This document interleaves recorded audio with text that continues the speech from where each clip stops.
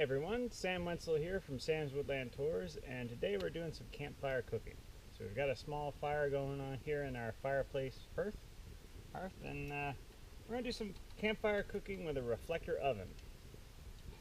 So I've got a reflector oven here that was made by a local artisan named Jamie Harris, and Jamie makes all kinds of things. He makes knives, he works with leather, he makes his own snowshoes, and pretty happy to get to test out some of his stuff.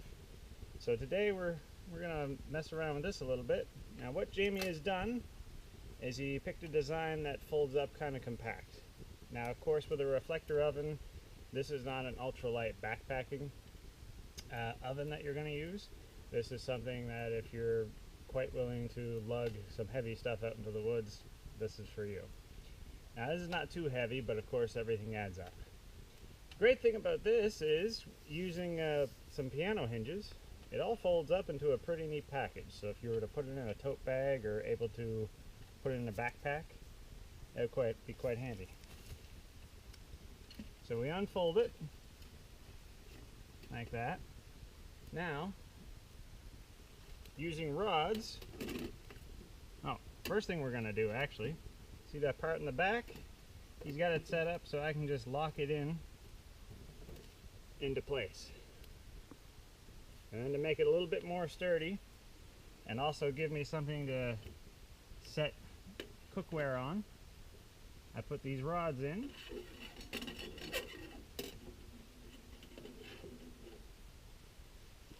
And using pins, and I'll hold these up, these little pins, I'm not sure if that's showing up or not, just pin that into the rod so it can't fall out.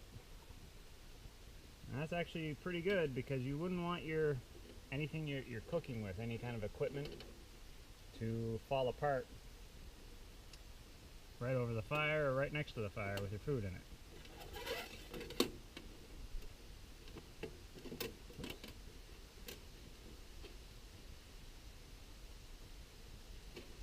So I'll just pin these together.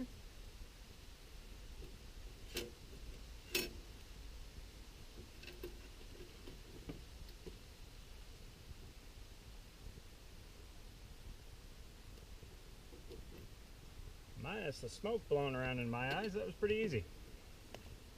So what we end up with is a surface on the inside that you can sit some cookware on. Now that's a pretty slick design, I think. Now anytime you're doing any kind of cooking with a reflector oven, it's important to note that you want to have it kind of level, so whatever you have isn't falling backwards. So something else that Jamie's included, he's included a little bag with some shorter posts with pins, shorter pieces of metal, and he's got those drilled for the pinholes. And what you do is he's got a little hole geared up in here so that you would be able to prop it up on the ground if you didn't have the option of propping it up with a rock or a piece of wood. Today I'm going to use a piece of wood, but just so you know, he's included that. That's pretty handy. So what I'm going to do is put this in front of my fire, prop it up. Now we've got our flames. When you're cooking with a reflector oven, it's best to have flames. Coals are good, but flames are better. And you want to experiment with how close do you have it to the fire. But the way the reflector oven works is the hot air, the heat from the flames, goes into the oven. Yeah, it's already starting to heat up, and it bounces around, it heats up the metal, the steel, and you cook evenly from all sides. So you've got the heat coming from this side, cooking that side, whatever it is you're baking or cooking, and then it reflects around inside. So what we're going to do today for this little cooking experiment, we're going to take a cast iron pan with our cornbread. I'll just hold that up so you can see it before it slides down. That's a cornbread mix in a cast iron skillet. Now, when you're using the reflector oven, it's not necessary to use the cast iron skillet. You can use any kind of bakeware or cookware that you'd want to prop in there on those poles, and we'll get a shot of that later. basically the main thing is that it fits inside your reflector oven and it can handle the heat. So you don't want something that's going to melt. So obviously it's got to be some form of metal. So I'll just set that right in there.